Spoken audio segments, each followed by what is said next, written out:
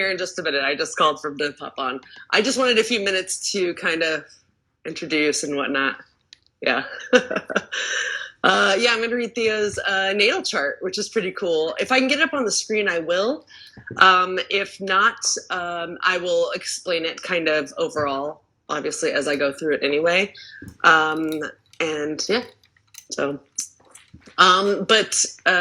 so you know, let me think here. Yeah, so, Theo will be on here, but please, everybody be respectful. Speaking of, hi. Everybody, Theo, hi. I'm Deb, by the way. Hello. Nice to meet you.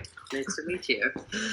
I was just telling everybody that I've been a fan of yours for a long time, so this is really cool that we get to do this. I'm a new fan of yours. I'm very excited to do this. So yeah, this is going to be so fun. And I don't believe I can put your chart up behind me here, so everybody's just you can see it at where you are, right? That's the important part, as long as you can see your chart. I actually can I sent you that PDF, but also just so you know I'm talking about. Yes, no, I can't see. You don't have to worry about it too much. I can explain it. Yeah, no, it's okay. As long as I know that, I'll just explain it as such, and that's fine. Gotcha. So no worries at all. I have like a medium, in regards to astrology, I'm probably like a medium understanding person. Okay. I remember the names of everything. So you're not talking to someone who has no idea what's going on. That's good. That's great. You're like, yes, the house. I'll be like, yes, the house. Okay. That's great to know. That's really good to know. The Pluto, I got it. I feel like you might have known more about astrology than me in 4 months ago, even. Seriously. Oh, no way. I forget things. So it's I remember the big three. I sort of remember the other planets now, but I really have not ever gotten a reading from somebody else before. Oh, this is going to be fun then. Yeah. Yes. Also, I'm working on your true big three, which is where you take, where you add up the points and stuff. I found out yours was actually, you are mostly Virgo. You have the most Virgo energy. How interesting is that? What is that? Okay, I have no idea what that means. And then Aries is actually your second. That makes And sense. Aquarius your third. Wait, what does that mean? I know, right? Okay, let's find out. Yeah, we're going to find out all this. Okay, so. Thank you so much, too. Yeah. So for astrology, for me, it's not an exact science, obviously, but it is about intention. And I like to be positive about my intentions. You can't really get a bad rating. It's about, hey, look out for this. You might have a speed bump here or something along those lines. But that's what it's about, putting your intention. So I like to explain the players, which is everybody has this. If you look at the wheel of your astrology chart, it's 360 degrees. We always start at the left side where it says ASC. That's your ascendant or rising. That represents the constellation that was on the horizon at the time you were born. So that's also better known as your earth sign. That's what I like to call it. Got it. It changes every 2 hours. There's 12 signs, 24 hours in a day. So then it progresses from there. It starts your chart, and then it goes in Western or Placidius, which is the style I'm using, which is the most popularly used. There is Verdict as well. And most of this applies to that. You just have to rearrange things, right? So you start there, and in this case, in Placidius, all the signs are 30 degrees. So everybody has all 12 signs in their chart. All 30 degrees make up that 360 degree, which is your life, right? Mm-hmm. The houses are where things will take place. So you can start at yourself is the first house, and I'll explain as we go around what each of them means. And that's the place in your life. It's not linear. So it's not like you're born and you do that for so long and then you go to the next house. It's more like a sounding board. Anything can be going on at once. Now, when you have a point or planet, as we might call it, there's thousands and thousands of them. We only talk about the few top ones usually. So no houses are empty. This is just a particular focus point in that house under that sign. Okay? So the houses are where something happens, signs the attitude that you're going to bring to that part of your life, and the points are focus. All right? Yeah. Okay. So when we look at Theo's chart here, he happens to be a Libra rising, right?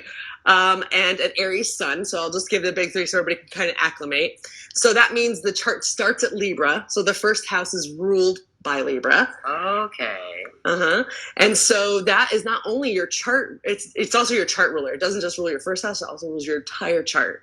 So you'll have a little bit of a vein of Libra throughout. This is your public filter. This is what people that don't know you as well tend to see you as. Those of us out here in the world, right? Yeah. People usually don't guess that I'm an Aries. Like Aries is my sun sign. Yeah, no. And honestly, yeah, I would say that as well. I was a little bit surprised. I mean, I can see it, but at the same time, I was like, wow, really? You definitely read more as a Libra or even a Pisces even to me sometimes. Okay, here's the thing though. Actually, I was supposed to be a Pisces. My mother is a Pisces.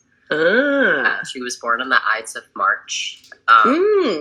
Yeah, and I was like a week late. So I was like pushed over into Aries season. So that was interesting. I like was like born from a Pisces womb. So and that's interesting. Me too, actually. My mom's also a Pisces. Yeah. So that's interesting. And also I think people that are born with Pisces, with a Pisces parent are more likely to be psychic, for the record. Just because the Pisces that's their thing. That's their intuition. Yeah. My mother has great intuition, but she usually like tells me about it after. She's like, that person you hung out with, I knew. And I'm like, why don't you tell me? Yeah, it's because you won't. Well, because you're an Aries and you need to have you need to just barrel through it to figure it out. Yeah. We'll get there, yeah. So if you're a Libra rising, then people are going to see you as very balanced, right? You're very fair. You want to make sure everybody else is okay, a little bit self-sacrificing, right? Whatever you want. It's okay to make decisions, especially if it's for you, okay? Now, Scorpio happens to rule your second house, and the second house is about establishing value. So in that case, Scorpio is very mysterious and sensual. So you'll like that. You'll like people who have some mystery to them, and they have some sensuality, and they are honest. These are people that I am drawn to. Yeah, like you value this in your life. God. So in yourself, in other people, in every part.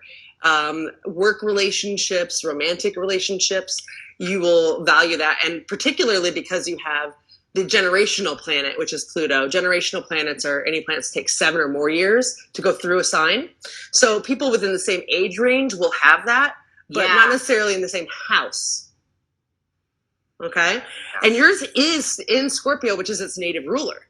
So it's going to give it additional power. Yes. Scorpio, yeah. I also, I like love Pluto. Pluto is my favorite object in space. It's mine too. I mean, I'm from Arizona originally, and that's where it was discovered. So I have like this little. Pluto was discovered in Arizona? Yeah, up in Flagstaff at the little observatory up there. Oh. Yeah. So like how long ago then? 1890, something like that. Got you. Yeah. I have a t-shirt. I should have worn it today. It's my Pluto shirt. I remember being devastated. I was still in school when they were like, Pluto's not a planet anymore. Yeah. How rude. I was like so devastated. I remember writing a song about it. Of course you did. I love Pluto. Okay, I always forget that Pluto and Scorpio are like yeah, they're ruled, yes. My parents are Pisces and Scorpio. Oh, so water sign. That explains a lot of your water energy, probably. You know, a little bit of the nurture aspects there. But having Scorpio, it's about power and like truth and like seeking the truth. So you'll value those things, but in particular, because Pluto's there, it's about transformation. So you'll want those things to help you transform who you are as a person. That's something you value. So people that can bring honesty and like integrity and be really transparent, you'll deeply value that because it helps you to transform, hopefully them as well. Now you have Sag, which happy Sag season, everybody. It rules your third house, which your chart is ruling basically opposite of houses. So it's like normally Libra is on the 7th house natively, and Aries is first, and yours is flipped. So that being said, I usually like to do the example here at the third house because a lot of people understand Geminis and Sagittarians pretty well. So this house is natively ruled by Gemini, but you have its opposite, Sagittarius here, right? Wow. So if that's the case, then what this house is about communication and thought. And the difference between Geminis and Sages are Geminis like to read a bunch of books, or like within their relationships, they'll ask their friends like, hey, how do you work this thing? Or, something like that. And that's how they learn. And then they'll give a TED talk on it the next day. That's a Gemini. Sagittarians, they want to like experience things. So for your communication and your thought, it's about, I'm going to be a little hesitant about it until I've experienced it, or I've educated myself on it, or I have some sort of philosophy to speak on. Otherwise, nah. Am I affirming things too much? Like, no, you're doing great. Yeah, it's great. Experience it. I like it. Trust it until I know what it is. Yeah, that's good. Yes, I understand that as well. So Capricorn actually rules your fourth house. This is what we'll talk about when we get up to your MC, but your roots, your enum coli, the bottom of your chart. It's your past life, almost like it has some recall to that, besides your south node. But I have had a past life reading. I had one past life. Interesting. So you'll be able to tell me if this resonates with you at all. But mostly when we get up to your MC, we'll talk about that more. Gotcha. But Capricorn is very efficient and effective. So you're in your home life. That's what you're going to like in your home life. Almost like goal oriented. You'll want it to be kind of like, okay, what are we doing today? Do we have everything set up? And then you'll just kind of feel better. You'll feel like everything's flowing a little better. You have the other two generational planets here, Uranus and Neptune. And so planets. Yeah, Uranus is the planet of rebellion, if you will. Yeah. And Neptune's the planet of dreams and intuition. So you're going to value that in your home in the sense that you're going to want things to be a little bit different, not typical home life. Mm-hmm. And you're going to want to be dreamy and a little bit intuitive. And this is your home life in general. It doesn't mean your relationships directly, but your home base and how you feel about that, whatever that means to you, if that makes sense. And now in that house, you also have Aquarius, and it has two placements there. And one of them is your moon. And the other one is Saturn. Now, moon in your house of, obviously, home, that's emotions, right? And so Aquarius is not typical. They do not like to be typical. They do not like to be pinned down. They are very social, humanitarian. So in your home life, you are going to have some sort of focus on the greater good of the world, because your moon and your emotions are attached to that, as well as your Saturn, because your Saturn is about results. It can also be restriction. So if you're feeling like you can't be typical, or like you can't be atypical without it, that it's not the case. It's just Saturn's trying to help you subdue your emotions, because your emotions are right next to it. So it's actually helping you out. Emotions are like, and then this is like, hey, you should calm down. Yeah, it's like, it's okay. Like, it's okay for you to have those emotions. We'll help you organize them, basically. Because in old astrology, Saturn actually also ruled Aquarius. Now it's attributed to Capricorn, but it also it's fairly comfortable in there, even though some people will say it's not. It is, in old school especially. So that also gives you a fourth house stellium. So it means that your home life is important to you. You're going to like to feel like you have that home base no matter how much you have to leave it. Because Capricorn is about goals and things like that. Gotcha. Now Aquarius rules your fifth house. This is the house of creativity. So this is the fun. And so you have atypical creativity. You don't like to do standard creative things. You like to have other ideas. This is really funny because I almost wrote you the other day when you were posting about doing some ideas for your drawings and things like that. That's such an Aquarius thing to do. That's social. That's social people. Like, you're like asking outwardly to help you create. I love it. That's so funny. Yeah, because it just totally makes sense. And I mean, you have a placement here, but it's in Pisces, barely. but it's in Pisces here. So barely because of the order, yeah, it's like right on the cusp there. So it's Aquarius takes up the beginning of your 5th house, but then the Pisces takes up the other half essentially. Gotcha. And Mars is in there. Now, this just means that you also have this dreamy and this intuitive kind of foresight into how you're creative, and you're seeking a pleasure. Dreamy, definitely. Yeah. But that's also the Aquarius too, just not typical, right? So other people might make you feel as though you're being dreamy, but you're not necessarily. You're just not standard. So, like that's their problem, not yours. That's how I'd look at that. But especially with your Mars there, Mars is your top energy or your dominant energy. So yeah, like it doesn't necessarily mean in the bedroom. It just means the things you like to have control over. Right? Yeah. So you like to be in control of your creativity and your pleasure for that matter. So you are going to, and you're very dreamy about it. So you have all these ideas and all this creative stuff and you're like, now I'm going to control it though. Okay. Interesting. Now Pisces rules your 6th house. This is your house of routine.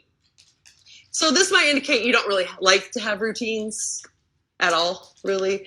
Maybe like in your home life, yeah, if you have to, because your home life's important to you, so you want to make sure everything's okay there. But routines in general, they're kind of annoying to you in the sense that you don't really need to write things down.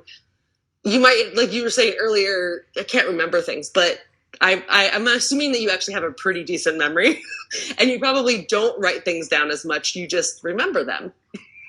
It doesn't mean you don't. Because I'm sure you know that there's sometimes you have to, so you will. But I think that your Pisces it's your house of routine in the sense of like how you want to run your life every day. You don't want it to be so, that would drive you crazy. It needs to be more free flowing. You're okay with it every once in a while, but you can't be locked down like that. It would drive you crazy. And the fact that you have your bottom energy here, or your Venus, this is the kind of stuff you want to surrender to. So you want to surrender to somebody who has the ability to establish a routine. They still have intuition and it's still interesting, but you're going to be able, that's what you need to surrender to. You'll be like, oh, okay, see, I don't have to worry about it. They get it. So that's what that kind of means. Now, Aries rules the other part of that, and your Mercury is there, which is communication, and your Sun is there, which is your true self or your ego. Okay. So that's the kind of flavor that people that know you will see. They'll get to see more of the Aries, the more playful, a little bit competitive, the fun stuff like that. And it's even how you communicate. Now, you've learned how to do this in a routine, meaning that you might not like routines, but your version of routine is just get it done. Let's just do it really quick. That's what Aries is like. All right, just hurry up. Sorry, I was just looking at my partner. Yeah. Also in our room. No, that was just saying, doing a natal reading, and was like, you just want to get stuff done. Uh-huh. You just want to pull the leash and get stuff done. Mm-hmm, yeah, mm-hmm. And you don't mind telling other people to do that either, because your Mercury's there. So it's like, hey, we got stuff to do. Let's go. Come on, we're gonna do this. And it just has that kind of, and because Aries also rules your 7th house of relationships, guess who wants to be the first at everything in the relationship? I don't. It's a competition though. So you have to look at it like, am I the better partner? That's what I'm talking about. Oh. Like you'll want to make sure that you are the best at everything within your relationship. This is not just romantic. This is all kinds of relationships. So you'll want to be like people's first choice or people's go-to for different aspects of relationships, because you have instant ideas. You have a lot of creative things that are coming in all the time. And so it creates this competition to be better. Like you always want to be better at something, particular in your contractual relationships. I would say that I'm in a lot of competition with myself. Well, that makes sense since it's in opposition to your ascendant. There we go. Okay. Yes. So we will talk about aspects, by the way, and those are all the lines in the middle there. Pardon me, a little water there. So Aries ruling your 7th house, relationships, but Taurus is also there. So you're going to value, like once you do find something in a relationship, you're going to really value it, and you're going to like make it very luxurious, spoil it, like make it, because that's what Taurans do. They're very work hard, play hard. So you'll work at getting that relationship, and then once you've got it, you're like, now we can enjoy each other and really absorb each other. We have all the time in the world kind of attitude. So then Taurus rules your 8th house, which is your house of power. So it's also like the house of taboos, sex, things like that. Mm-hmm. And so having Taurus there just means, again, that you like to feel secure in your power. You like to be like slow and steady to get there. You're not in a rush. Like your Aries might make you feel like you're in a rush to do things, but not to gain power. You're just, that's not where you're looking for it. You would rather just, that would be too fast almost. Like if you did that, then it would die out, versus if I just slowly build my power and my understanding, then I'll be secure in it. And then your Gemini goes into the 9th house, right? That is the thinker of this house, which is adventure, higher education, and philosophy. So now you're going to bring in, like, before you go on any trips or before you're going to read about it, you're going to maybe ask some people about it. Because while Sagittarians were like, let's just go do it, Geminis are like, well, what are we doing exactly? Do I know what this is? Can I give a TED talk on it? See, it goes back to that. So you'll want to be able to give a TED talk about your adventures, if you will. That's accurate. Yeah. Yeah, that's not a great idea. Yeah.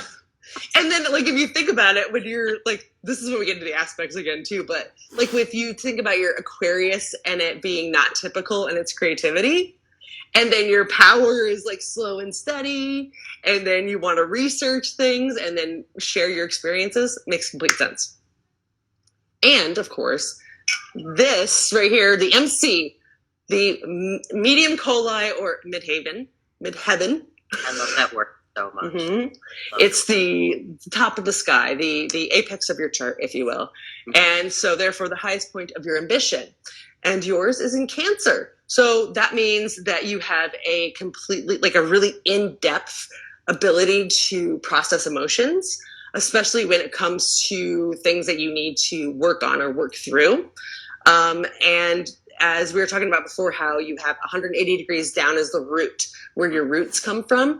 And for you, that's Capricorn. So where you're comfortable in your ambition is just working your ass off. Like if you can work your ass off, you're like, okay, then I'll be fine.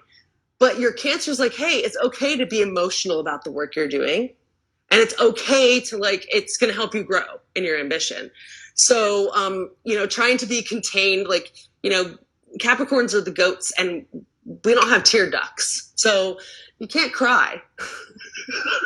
So now as a Cancer, it wants you to learn how. It's giving you your tear ducts back and saying, cry me a river. Oh my God. I cried like 6 times yesterday. Well, see? It's already helping. But Cancers are very hard on themselves. So you will be, again, here's another self-sacrificing, right? So I call this Libra ascendant Cancer midheaven as the self-sacrificing chart because you're always trying to make everybody else happy. And then your ambition is even around making other people happy, like, soothing their emotions. It's because I'm the oldest. Well, see, I get that. But at the same time, you're wanting to cradle everybody. You're wanting to, baby them all because that's what your ambition is asking you to do. So it does make sense. The fact that Leo is also in your midheaven indicates that you'll have some sort of, I didn't know that. It's right there. It's right next to it. It's in your 10th house of ambition, which means obviously, glowing. You're going to be doing something. You're probably going to be famous. I don't know if you know that or not, but it's a possibility that you could be famous. That's what that usually indicates in Leo in the 10th. And then it also rules your 11th house, which also means that in your societal appearance and your humanitarian acts, you're very loyal, very fierce about it, and really uber protective, because that's how Leos are, right? And so in your social groups, you will look to hang out with people that are just as loyal. And you can't handle people that are kind of on the fence about things when it comes to humanitarian acts, because Leos are kind of cut and dry about that. They're like, come on, it's obvious here. And the fact that you have a placement here, but in Virgo, now the placement's Jupiter, and that's the planet of expansion. So this is also what I think hides people's talents. So you having this Virgo in the 11th house, so again, this is a social house, you have the ability to organize these different groups, and that will help you and them to expand. So if you find that if you are become a part of an organization that you want to like have ownership over, you will be able to organize that, because the Virgo is telling you how you can, basically tie the bow at the end of it and get it launched. So maybe somebody else initiates it, but you are definitely the bow tire for whatever that happens to be. It's part of your hidden talent. So it could just be in general, like anything that you do, maybe you're a late addition to something or anything like that, and you help it to complete, because that's what Virgos do. They're mutable, which is one of the modes. And that's the ending of things. And then Virgo also rules your 12th house. So your 12th house ruled by Virgo means this is where your intuition lies. Again, opposite, right? So you don't necessarily... I didn't know I had houses. Yeah, everybody has all 12. We have all 12 houses. Yeah. No, I had 12. I think I was probably 6 or 8 of them. You don't have high up placements in all the houses, but you have all 12, yeah, and all 12 signs. So isn't that interesting that everybody... So when you hate on a sign, you're hating on part of yourself. What? I said if you're hating on a sign, a particular sign, you're hating on part of yourself. Oh, so yeah, you might want to... That's what... If people do that in my chats and stuff, I'm like, all right, where's that part in your chart? Let's go. No, I think that I didn't... I think that I didn't know that I had any Taurus or Capricorn in my chart. So that's really exciting to find out. Yeah, and you have a couple placements in Capricorn, which is even nicer. But yeah, when it comes to your 12th house, that intuition, normally ruled by Pisces, you're gonna want to write things down. So while you'll get these information, you're gonna want to make the list to kind of make it more concrete. And so if you feel like you're feeling disorganized, because Virgos can get anxious about that, they want to be perfect about certain things. So this is your intuition that we're talking about now, right? You can't be perfect about your intuition, but you can help quell the Virgo wanting that by writing it down or setting a reminder or something like that, right? So just so you know. Now let's talk about your aspects, because this is fun stuff. These are all the lines that are going over. Basically, for anybody else that's watching, when you look at your chart and you see your focal points that has a bunch of lines, this is the relationship between those focus points. And that's what we're saying here. So I usually give nicknames to each of them, so it's easier to remember. Conjunction is blended, so you just can't tell them apart. So for Theo, you have Sun in conjunction with Mercury, which would, if I read that the way I with my little key here, that is your ego is blended with your communication. So that's going to give you this really intense mental acuity. And then if you look at your moon is in conjunction with Neptune, that gives you this emotional confusion, because that is your emotions are blended with your dreams. So sometimes you're not sure, am I making the right decision for my emotions or my dreams? And you might have a little bit of that indecisiveness there, just because they're so blended together. If we talk about something like sextile, that's 60 degrees apart, or 2 signs. This is the bestie aspect. That's what I call it. So they like hanging out with each other. Yeah, they're like best friends. They're besties. Oh. So they're skipping, not holding hands. They're cool. They live in separate houses, but they want to spend time together. They love interacting with each other. So that's a sextile.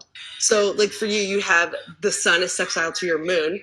Ego is besties with your emotions. So this gives you this great internal emotional ability and depth. And if you look at something like a square aspect, that is in conflict, right? So this isn't necessarily something that's bad. It's just like, hey, look out. You might have difficulty in this particular area. Take note of that. Work around it. Figure out how to push through it. And so Sun being square to your MC, that means you might have this struggle between your influence and who you genuinely are as a person. Because with your rising as your public filter, and your Sun is your ego, those can tend to, you know, have this weird connection to them. But it doesn't mean anything bad. It just means like that's their battle of like, hey, you might have to push for what you want if you want both of those things. I'm listening. I'm just disappearing from frame for a second. Okay, go ahead. Whoa, that's so intense. Oh, because people are asking for cats, I see. Yeah. People are asking for the cats. Get the cats. Oh, yes. Yay. Hi. Hi, Jack. What's the kitty's name? His name's Jack. Mm-hmm. I love people names for animals. That's my favorite. All of our cats have people names. Here's number 2. Look, kitty delivery. Yes. Cat delivery. Hey. That's Stanley. Hi, Stanley. Hi. I'm a human. Hi. You are human. You can sit down here with us. You're more than welcome, by all means. Hey. Oh. Hi. Look at those sweet little babies. What is it? Stanley being annoying? Oh. What is it, baby? He's been annoying all This day. cat's a Gemini. Oh. Yeah. I don't Both know my what cat- dogs are Geminis. My Really? little dogs, they're Geminis, yeah. You're a Gemini too. I am a good. You're a Gemini. My girlfriend's cat is a calico, and she's a Scorpio. So she just had her birthday. They're all Cancer moons in this house, though. Holy cow! Whoa. Yeah, the animals, Okay, not the there's people. cats. They have cat things to do, but there's a hello from the cats. That was really awesome. Thank you. So on trine is 120 degrees. So this is usually the same element, which is like earth, fire, air, or water. Gotcha. And we're going to talk about your grand trine in a second, but this is just My what? My grand trine. You have a grand trine. So, Right. yeah, Trine is that's more than one. That's more than 2 points. That's 3 of them connected together. So I'll explain that, but is it spelled T-R-I? yeah, that's right. Exactly how you spelled it right there. Yeah. Whoa. Mm-hmm. And in your case, and well, actually, I'll tell you in a second, but if your moon is, or your emotions are, in this case, is in sync. You can think of the band In Sync. They're all totally separate people, right? They're all talented in their own right, but when they get together, it's even more amazing. That's a trine. So if your emotions and your public filter are in sync, then that means that you're sensitive and you're connected. So then let's get to my favorite, because this is the opposition.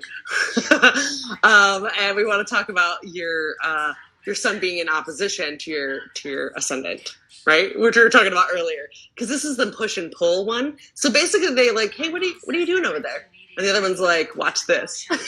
And so they kind of have this like little friction creates action. That's what how I feel about that. So you, with your ego and your filter, like doing this back and forth, it's like, do you need, you might need a companion to help you determine which thing you want to do, just because you're like, is this truly me, or is this just how people perceive me? So, yeah.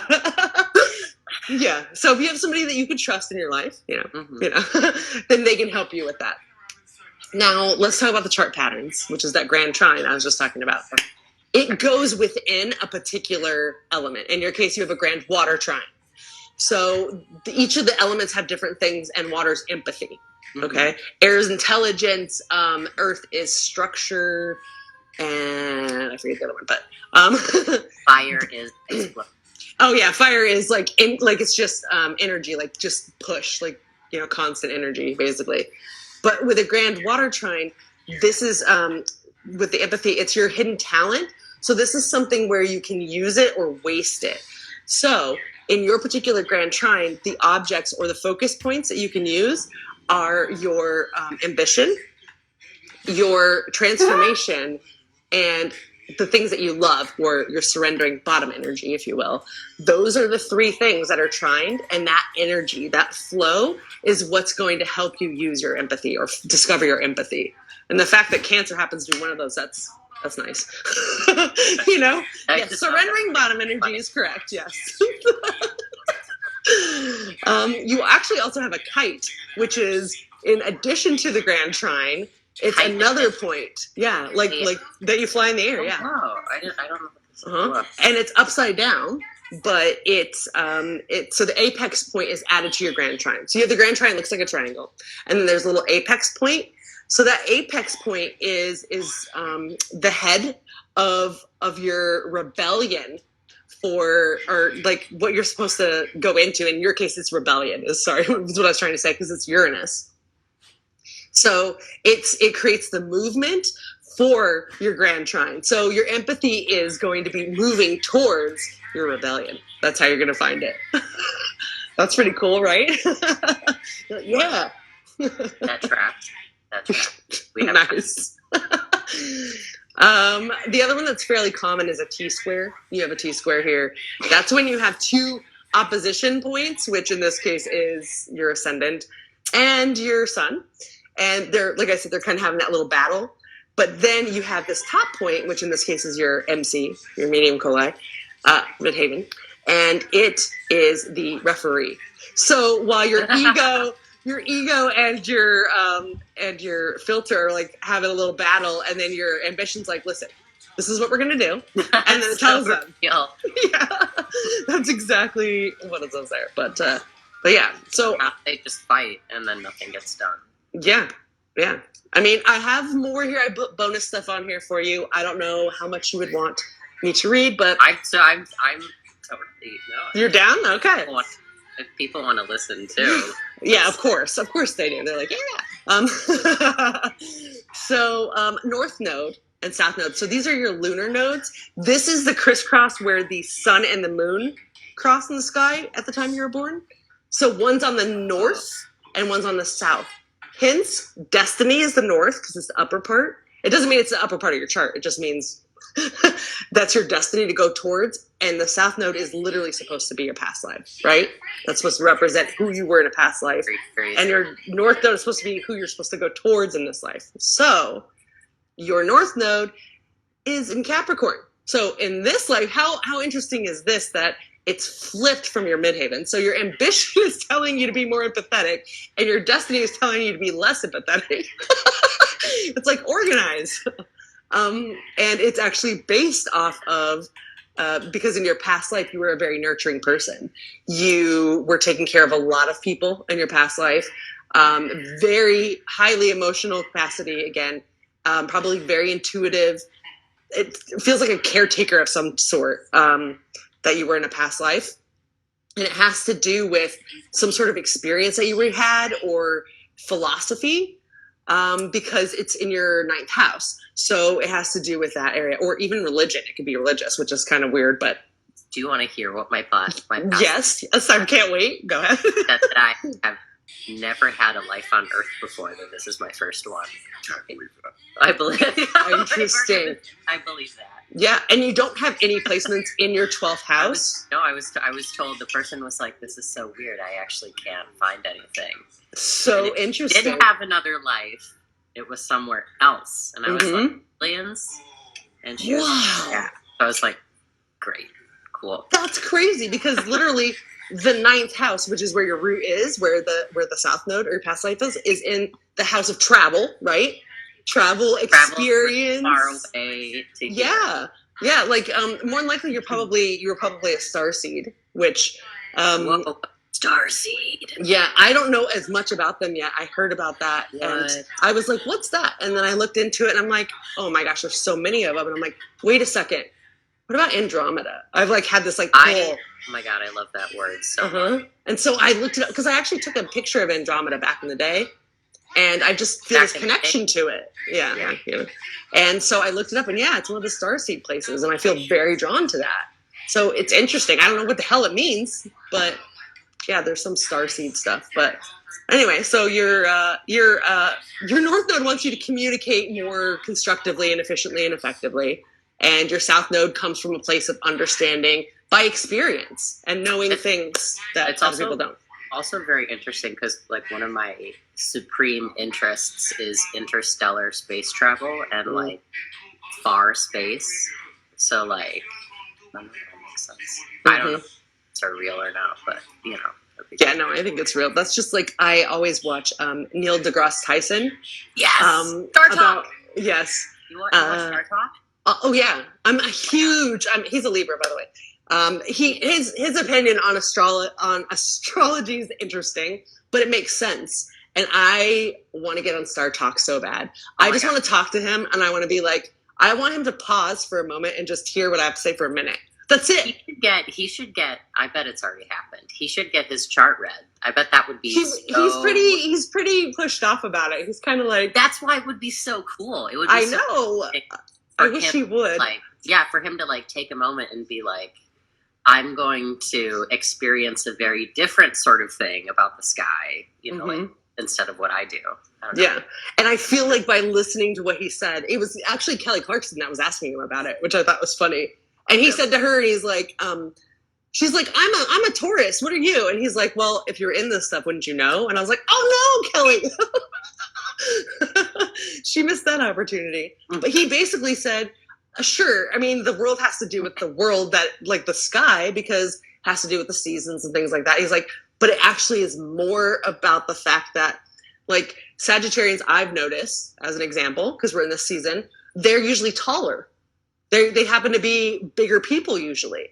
And the reason might be is that they're normally born around times where there's the harvest and there's plenty of food and there's plenty of like things to feed them so they can become bigger. They have more nutrients in their body. This is totally like, you know, just BS, but it's what he's talking about. It makes sense because it's like, and then you look at Pisces, they're smaller, right? They're at the end of winter. So they don't have as, you know, they have to be more selective of what they get and things like that. I'm like, whoa. Oh, is that real? Yeah, I mean, it makes sense. It's like, that's why people have certain kind of, like if you think about it, we think about Pisces is the oldest and wisest. We don't think about them as being strong, right? So they're like the wise brain ones versus like Sagittarians that are out there like doing adventures and things like that. Whoa. Or, yeah. So it's like interesting. Like there's even supposed to be physical attributes for the signs, which I've noticed sometimes, but not all the time. It's kind of hit or miss, but I just find that stuff interesting. I love to research it. I've never thought about that before. It's pretty cool. Well, I have your Chiron here as well, which is your wounded. Chiron! Yeah. This is your wounds. So feel free to not make any comment on it from what I say here because it's about childhood wounds. But so in your case, your Chiron's in Leo. So it has to do with pride. That's where your wound is. And so you're really good at helping others stand out and be unique, but you will feel bad for bragging or like being like, hey, look at me. And it's based upon sixth house. So in your childhood, you might have had some sort of health issue. That's where that's coming from. That made this thing make you stand out. My doctor prescribed the wrong chapter. Right. And in fact, the fact that I didn't write this in there, and I don't do it for everybody's, but for yours, the sixth house is ruled by Pisces, and I wrote in your PDF that it's also it rules health. The sixth house rules health, and because your Chiron was there, I wanted to look more into it. And the part of the body that Pisces rules is the feet and the lymphatic system, and you do have placements there, which is Venus. And so you might want to look for anything in feet and lymphatic system that has an imbalance. Listen to this. I can't even fucking believe this. I just read your chart. It says an imbalance of bodily energies, benign growths, a blood sugar imbalance, problems with the venous circulation, and lack of tone. Lack of tone. I don't know what that means. Yeah, I mean, I don't know. But that's that part. But you also have Aries in here that has two placements. Aries rules the head, the brain, the skull, cranium, eyes, and the adrenal glands. And your two placements there, Sun, which is inflammation or infection, energy issues. And then Mercury is nervous disorders or respiratory disorders, and hormonal problems. I'm like, are you serious, astrology? Come on now. It's crazy. Like, it's so interesting. So there's also your Juno, which I wanted to look up for you because, Thanks. yes, this is long-term relationships. So this is the kind of relationships that you will look for, what you need, your kind of conflicts, and even what you seek in relationships. So your Juno happens to be in Pisces. So is it sixth? Yeah, it's also in the sixth house. So what Pisces want are intuitively caring relationships, and you need sensitivity from your relationships. In conflict, you have kind of a passive understanding, meaning like you just don't want to fight anymore. So you might say you understand something before you do, might jump to it a little bit. At your worst, you can be a little nervous in relationships, but at your best, super optimistic. And then because it's in your sixth house, what you're seeking is some sort of routine in your relationships, and that you're attached to being grounded and dutiful in your relationships. So that's what it suggests. So, yeah. But other than that, any questions, or is there anything else you want to know about or anything like that? Oh God, the thing that was health related, it said lymphatic issues. Mm-hmm.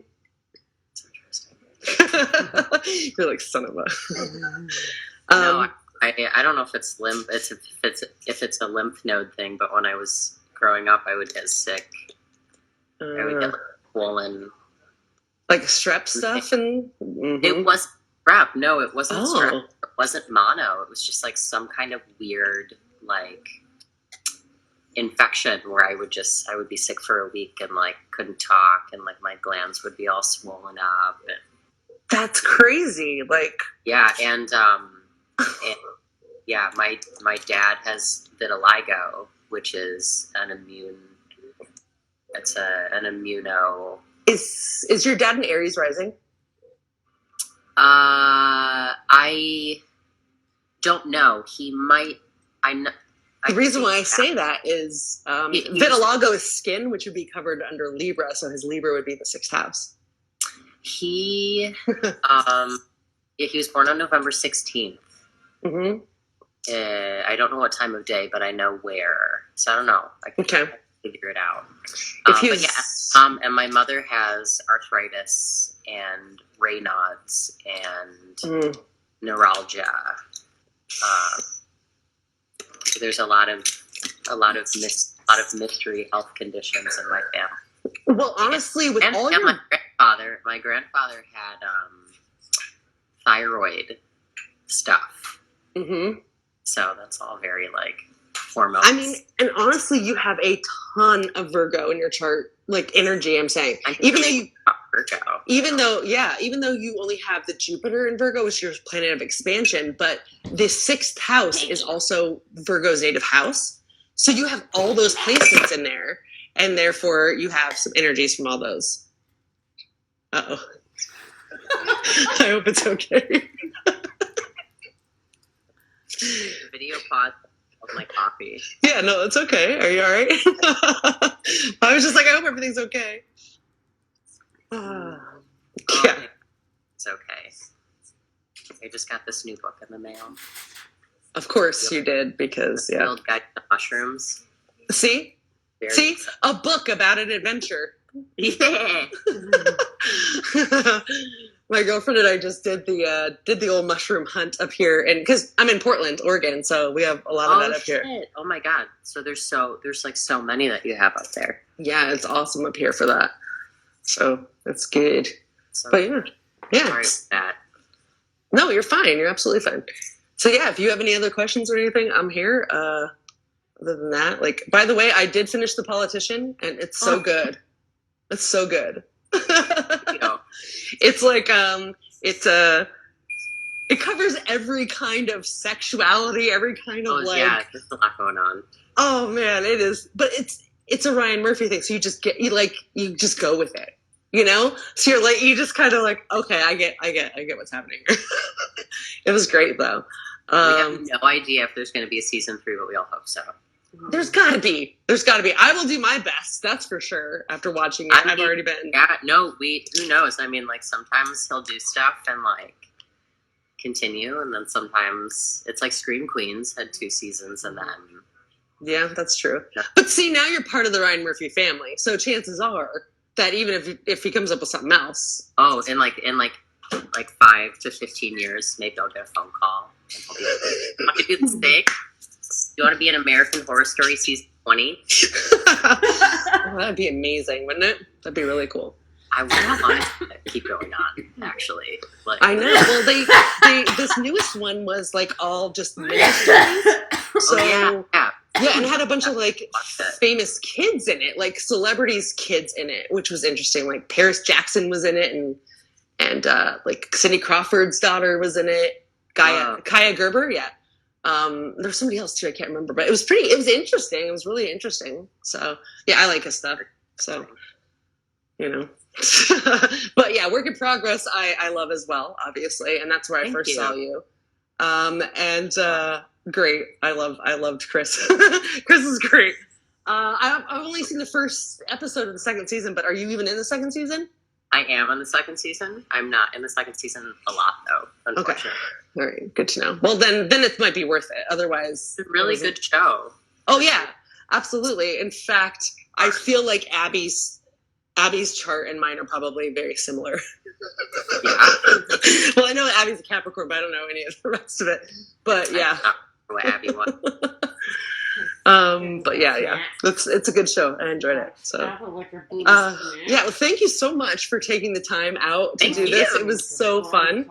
And yeah, everybody, I did put a link to Theo's Instagram in my link tree, but obviously you could just go over there since you're on Instagram now and follow. But yes, again, thank you so much. Thank you. I've learned so much more than I thought I was going to learn about. Yes. So much. Thank you. All right. Yeah. Cheers. Thank you, everybody. Thank you, everybody, for coming. Bye. Okay. Love you guys. Bye.